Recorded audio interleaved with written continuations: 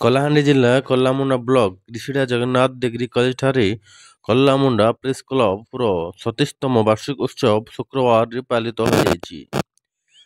ଆୟୋଜିତ ସଭା କାର୍ଯ୍ୟକ୍ରମରେ ପ୍ରେସ୍ କ୍ଲବ ସଭାପତି ନରୋତ୍ତମ ସେଲମାଙ୍କ ସଭାପତିତ୍ୱରେ ମୁଖ୍ୟ ଅତିଥି ଭାବେ ନହଲା ବିଧାୟିକା ମନୋରମା ମହାନ୍ତି, ମୁଖ୍ୟ ବକ୍ତା ଭାବେ ଜଗନ୍ନାଥ ଡିଗ୍ରୀ କଲେଜ ଅଧ୍ୟକ୍ଷ ଗଦାଧର ପ୍ରଧାନ, ସମ୍ମାନିତ ଅତିଥି ଭାବେ କଲାମୁଣ୍ଡା ବିଡିଓ ଦେବେନ୍ଦ୍ର ସାମଲ, ଜିଲ୍ଲା ପରିଷଦ ସଭ୍ୟ ସୁରେଶ ଚୌଧୁରୀ, ବ୍ଲକ ସରପଞ୍ଚ ସଂଘ ସଭାପତି ବରୁଣ ଛତ୍ରିଆ, ରିଷିଡ଼ା ସରପଞ୍ଚ ସେବତୀ ରଣା, ସମିତି ସଭ୍ୟ ନିମାଇ ଚରଣ ବେହେରା, ପୌରକେଲା ସରପଞ୍ଚ ଯଶସ୍ୱିନୀ ଧରୁଆ, ପ୍ରେସ୍ କ୍ଲବ ଉପଦେଷ୍ଟା କମ୍ବୁପାଣି ସାହୁ ପ୍ରମୁଖ ଯୋଗଦେଇ ସୁସ୍ଥ ସମାଜ ଗଠନରେ ଗଣମାଧ୍ୟମର ଭୂମିକା ଉପରେ ମତ ପ୍ରକାଶ କରିଥିଲେ।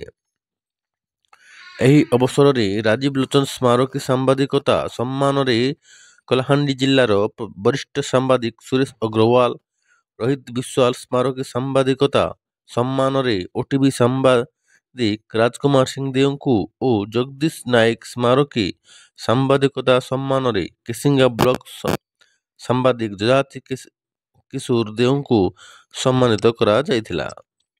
ଏହି ଅବସରରେ କଲେଜ ପକ୍ଷରୁ ରାଜନୀତି ବିଜ୍ଞାନ ବିଭାଗ ପକ୍ଷରୁ media the fourth pillar of democracy A critical analysis ଶୀର୍ଷକ ଆଲୋଚନା ଚକ୍ର ଅନୁଷ୍ଠିତ ହୋଇଥିଲା। ବାର୍ଷିକ ଉତ୍ସବ କାର୍ଯ୍ୟକ୍ରମରେ ପ୍ରେସ୍ କ୍ଲବ ସାମ୍ବାଦିକ ସ୍ୱାଗତ ଭାଷଣ ପ୍ରଦାନ କରିବା ସହ ବାର୍ଷିକ ବିବରଣୀ ପଠନ କରିଥିଲେ। ଏଥିରେ ପ୍ରେସ୍ କ୍ଲବର ସଭ୍ୟ ସତ୍ୟନାରାୟଣ କୁମାର, ଭଜଶ୍ୟାମ ସାହୁ, ସୁଶାନ୍ତ କୁମାର ମଲ୍ଲିକ, ଶୁଭ୍ରାଂଶୁ ଶେଖର ସାହୁ, ସତ୍ୟବ୍ରତ ବଗର୍ତ୍ତୀ, ବବଲୁ ଦଣ୍ଡସେନା, ତ୍ରିଶଙ୍କା ରଣା, ଲିପୁ ସେଠ ଓ ଜଗନ୍ନାଥ ଡିଗ୍ରୀ କଲେଜର ଅଧ୍ୟାପକ ହିରୋଜ କୁମାର ଚାନ୍ଦ, ଶରତ କୁମାର ସାହୁ, ଘନଶ୍ୟାମ ସାହୁ ଓ କ୍ରୀଡ଼ା ଶିକ୍ଷକ ଲଳିତ କୁମାର ସାହୁ, କଲେଜ କର୍ମଚାରୀ ନବୀନ ରଣା, ମକୁନ୍ଦ ରଣା, ଶିବପ୍ରସାଦ ରଣା, ଭଗବାନ ରଣା, ମିଥିଳା ରଣା ତଥା ଛାତ୍ରଛାତ୍ରୀମାନେ ସହଯୋଗ କରିଥିଲେ। କଲାମୁଣ୍ଡାରୁ ଚର୍ଚ୍ଚା ଟିଭି। ପ୍ରକୃତିରେ ଆମେ ତାଙ୍କ ବିନା ସବୁବେଳେ ଅଧୁରା। ତାଙ୍କୁ ନେଇ ସବୁ କାଗଜ ପତ୍ର ଯାହା ବି ଅସୁବିଧା, ଯୋଉ ସ୍କୁଲରେ ଯୋଉ ପ୍ରୋଗ୍ରାମରେ ତାଙ୍କ ମାଧ୍ୟମରେ ସବୁ ବାହାରକୁ ଯାଉଛି, ବାହାରକୁ ଆସୁଛି।